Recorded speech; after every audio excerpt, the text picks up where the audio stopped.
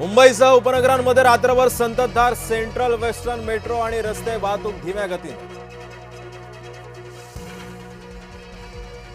रात्रभर पडणाऱ्या पावसाचा हार्बर रेल्वेवरती परिणाम। नवी मुंबईकडून सीएसएमटी कडे जाणाऱ्या लोकल खोळंबल्या। चेंबूरमध्ये शाळेच्या बसवरती झाड पडलं, एका विद्यार्थ्याचा मृत्यू, 10 जण जखमी। मुख्यमंत्री देवेंद्र फडणवीसांकडून चौकशीचे निर्देश। रायगड जिल्ह्याला पुढचे 4 दिवस ऑरेंज अलर्ट। रायगडच्या दक्षिण भागामध्ये दमदार पाऊस।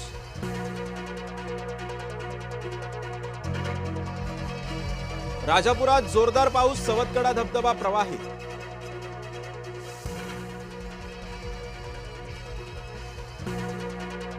आज विधान परिषदेमध्ये सचिन अहिरांचा विधान परिषद उपसभापती पदासाठी नावाचा प्रस्ताव। मंगळवारी म्हणजेच काल शिवसेनेचे उमेदवार म्हणून अहिरांनी भरलाय अर्ज।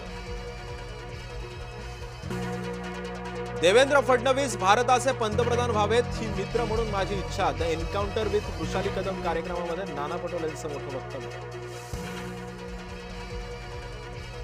शिंदेंचं आव्हान जाहीर, ठाकरेंना सोडून गेले सचिन अहिर, ऑपरेशन टायगर सुरू।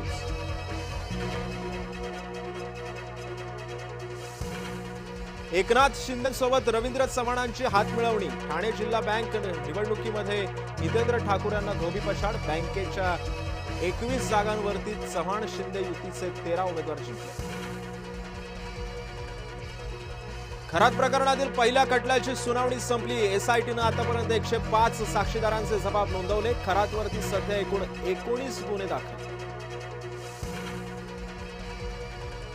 अल्पवयीन विद्यार्थ्यांचा शिक्षकावरती चाकू हल्ला। शाळा सोडण्याच्या दाखल्यावरून झाला वाद। संभाजीनगरमधील छावणी परिसरातली धक्कादायक घटना।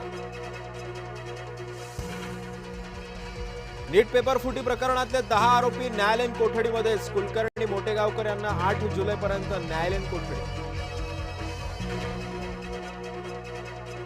सामाजिक कार्यकर्त्या रश्मिता पोपेटांची तब्येत खालावली। नवी मुंबई विमानतळाला दिवा पाटलांचं नाव देण्यासाठी उपोषण। गेल्या 6 दिवसांपासून रश्मिता पोपेटांचं उपोषण सुरू।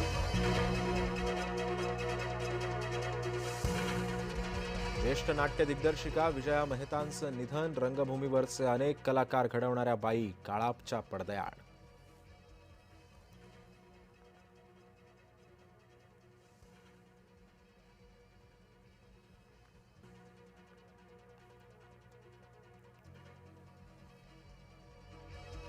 आजपासून T20चा थरार। टीम इंडिया इंग्लंडशी करणार 2 हात।